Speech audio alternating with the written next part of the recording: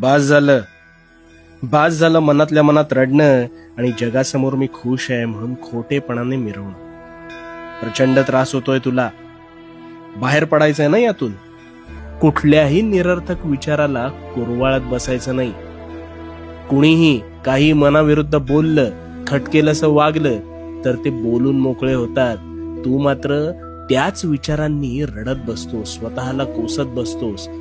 हे बघ, जे बोलायचंय ते बोलणार, जे राहायचंय ते कसेही राहणार आणि जे आपले नाहीत ते कसेही जाणार. मग अशा वेळेस मुंगी चावली म्हणून तेवढ्या पुरता पाहायचं आणि त्या विचाराला मनात घरटं बांधून न देता ताबडतोब थांबवायचं.